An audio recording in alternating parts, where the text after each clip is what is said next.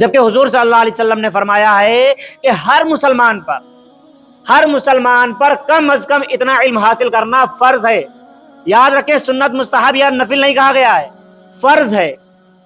ہر مسلمان پر اتنا علم حاصل کرنا فرض ہے کہ اسے حلال اور حرام کی پہچان ہو جائے۔ یہاں پہ جتنے بھی لوگ موجود ہیں، ہم میں سے بہت ہی کم لوگ ایسے موجود ہوں گے جنہیں حلال و حرام کی تمیز ہو، صحیح معنوں میں ہمیں پتا ہو کہ کیا چیز ہمارے لیے حلال ہے اور کیا چیز ہمارے لیے حرام ہے۔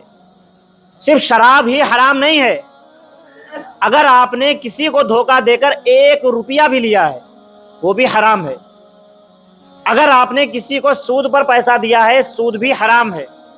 اگر آپ نے سٹے بازی سے، جوئے سے یا کرکٹ وغیرہ میں پیسہ لگا کر یا IPL میں سٹا لگا کر پیسہ کمایا ہے تو وہ بھی حرام ہے۔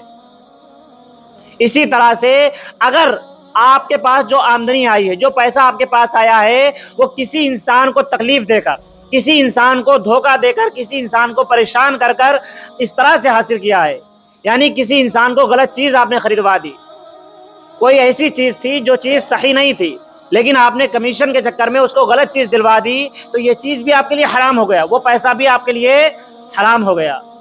اگر آپ نے کوئی چیز، کوئی بھی سودا، کوئی بھی کاروبار میں کوئی سامان جھوٹ بول کر بیچا ہے تو پھر وہ پیسہ بھی آپ کے لیے حرام ہو گیا۔ اب ہم میں سے بہت سارے لوگ یہ کہتے ہیں نا کہ بھئی کاروبار میں تھوڑا بہت تو جھوٹ بولنا پڑے گا ورنہ کاروبار نہیں ہوتا ہے۔ ایسا کہنے کے لیے بھی حضور صلی اللہ علیہ وسلم نے ہمیں صاف صاف دکھا دیا۔ حضور صلی اللہ علیہ وسلم نے تجارت کی ہے، جس کو آج ہم بزنس بولتے ہیں۔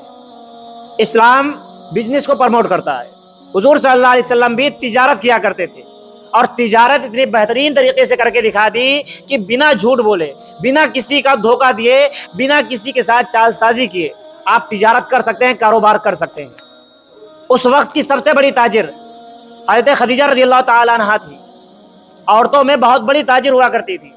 حضرت خدیجہ رضی اللہ تعالی عنہ نے جب پتہ کیا کہ سب سے ایماندار تاجر کون ہے تو آپ کو سب سے پہلے نام پتہ چلا محمد صلی اللہ علیہ وسلم کا، تو آپ نے اپنا مال، اپنا سامان تجارت حضور صلی اللہ علیہ وسلم کے حوالے کیا کہ آپ ہماری طرف سے تجارت کریں، آپ ہمارا مال لے کر ملک شام جائیں اور اس میں جو بھی منافع ہوگا، جتنا میں اور لوگوں کو دیکھتی ہوں اس سے زیادہ آپ کو دوں گی۔